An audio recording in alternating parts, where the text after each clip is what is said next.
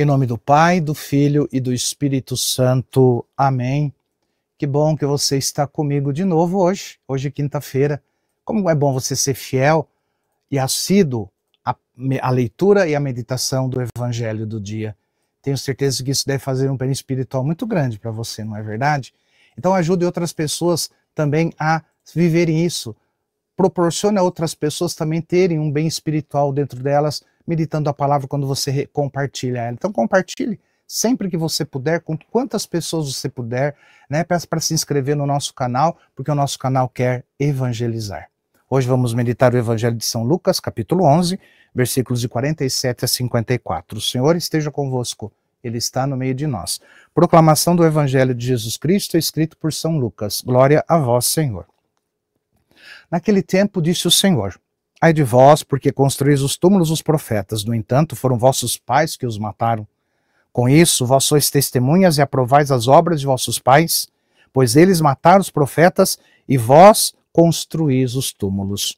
É por isso que a sabedoria de Deus afirmou: eu lhes enviarei profetas e apóstolos, e eles matarão e perseguirão alguns deles, a fim de que se peçam contas a esta geração do sangue de todos os profetas derramados desde a criação do mundo, desde o sangue de Abel até o sangue de Zacarias, que foi morto entre o altar e o santuário. Sim, eu vos digo, serão pedidas contas disso a esta geração. Ai de vós, mestres da lei, porque tomastes a chave da ciência, vós mesmos não entrardes e ainda impedistes os que queriam entrar. Quando Jesus saiu daí, os mestres da lei e os fariseus começaram a tratá-lo mal e a provocá-lo sobre muitos pontos.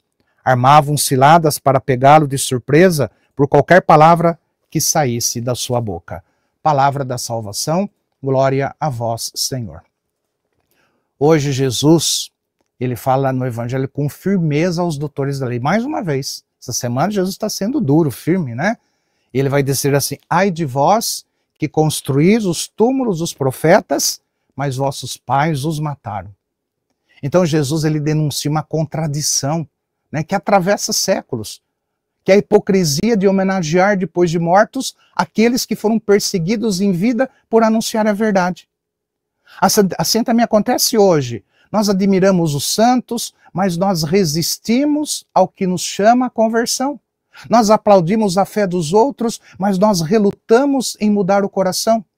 Então a verdadeira devoção não é erguer monumentos, mas seguir o exemplo dos profetas, ouvindo a palavra e deixando-se transformar por ela.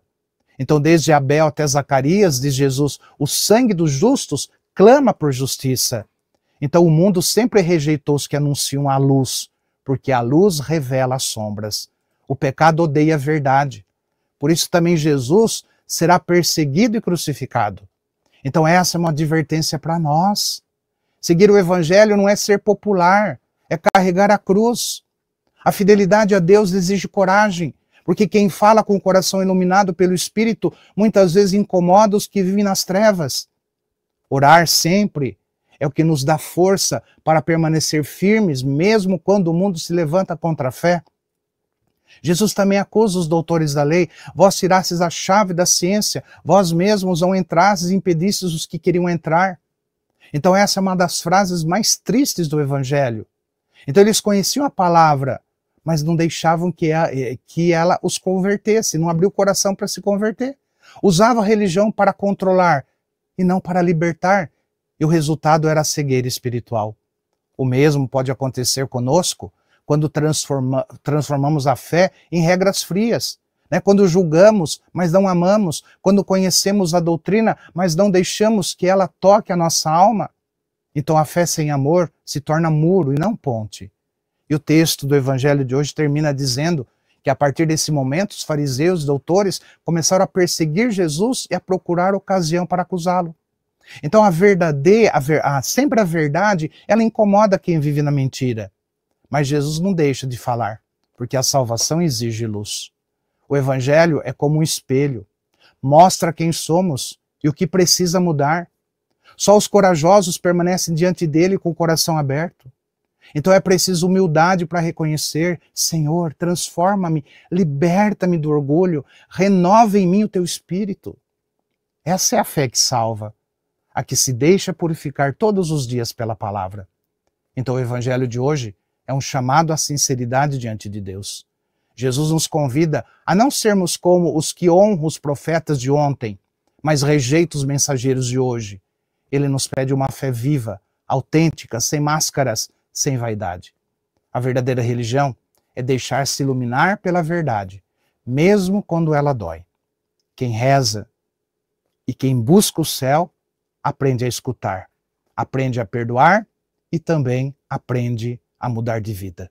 Então que o Espírito Santo nos conceda um coração humilde e corajoso, capaz de acolher a palavra e de viver na verdade, esta verdade que nos conduz à salvação eterna. Deixo a minha bênção para você nesta quinta-feira, que o Senhor te abençoe em nome do Pai, do Filho e do Espírito Santo. Amém.